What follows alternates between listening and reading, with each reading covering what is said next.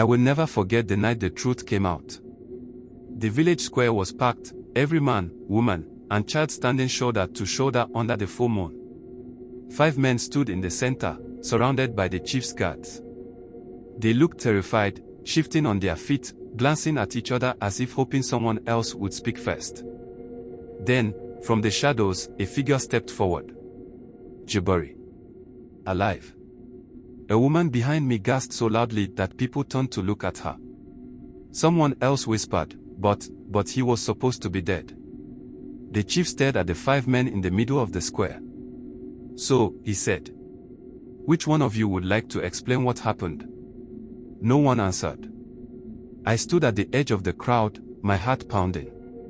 I already knew what had happened. I had seen everything. And it all started with one man, Shigori. Shigori was the richest hunter in our village. But he wasn't the best. He was just the most selfish. While other hunters took what they needed, Shigori took as much as he could carry. He hunted more than his family could eat, hoarded furs, and cheated people in trade. If someone complained, he would smirk and say, "That's not my problem." For years, no one challenged him. Then Jabari arrived. Jabari was different. He was younger, stronger, and faster. But most of all, he was fair. When he hunted, he shared his meat with the elders and the poor. He refused to trade unfairly. When someone needed help, he gave it freely. People started buying from Jabari instead of Shigori. At first, Shigori ignored him. He thought people would come crawling back. But weeks passed, and his business didn't improve. Then months. The more Jabari thrived, the more Shigori suffered. That was when Shigori decided to get rid of him. I didn't know his plan at first. But one evening, as I walked home, I saw him slip away into the forest. He kept looking over his shoulder, as if making sure no one was watching. I followed him. He walked deep into the trees, stopping under the largest baobab tree in the village. Another man was waiting for him, Mbulu. Mbulu was not a hunter. He was a warrior, the kind of man people whispered about. If someone needed a dirty job done, Mbulu was the one they went to. I hid behind a tree and listened. Shigori leaned in and whispered, 20 bags of gold if you take care of Jabari. Mbulu was silent for a moment. Then he nodded. It will be done. I wanted to run and warn Jabari, but I didn't know how. I was just a young man, barely old enough to be considered an adult. No one would believe me. And before I could move, Mbulu turned and walked away. I followed him. Mbulu did not go after Jabari. Instead, he met another man, Olodo. Olodo was another warrior, though not as feared as Mbulu. He listened as Mbulu explained the job, then smirked. How much? Olodo asked. 10 bags of gold, Mbulu said. I blinked.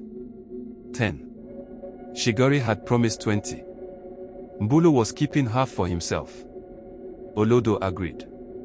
I thought that was the end of it. But a few days later, Olodo met another man, Fari. You do it, Olodo told him. 5 bags of gold. 5. The price had dropped again. Fari accepted. And then, unbelievably, Fari found someone else. A young man named Boko, desperate for money. I give you 2 bags of gold, Fari told him. Boko hesitated, but in the end, he agreed. I could not believe what I was witnessing. What started as 20 bags of gold had been passed down 4 times, shrinking each time. And then something even stranger happened. Boko did not kill Jabari. Instead, he went to him and told him everything.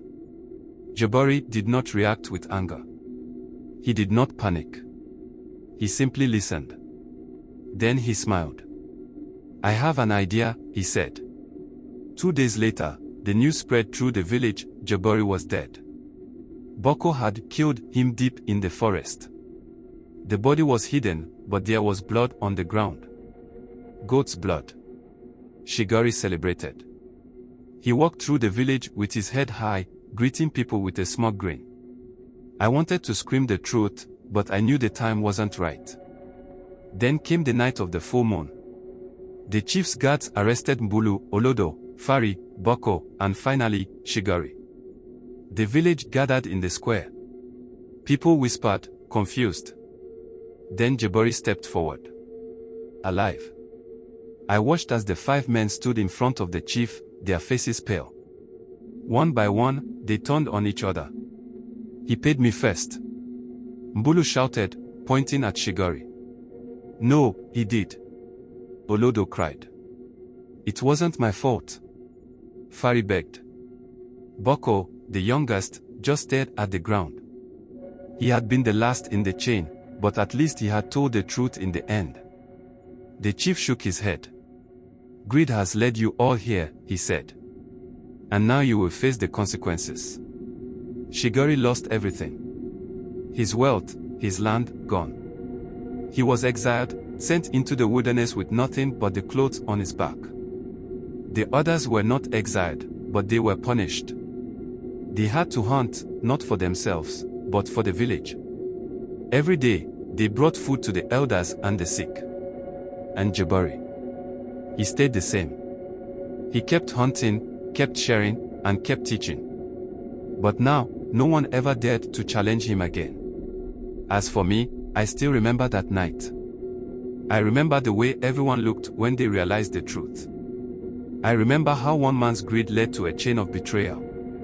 And I remember how, in the end, they all got caught in their own trap.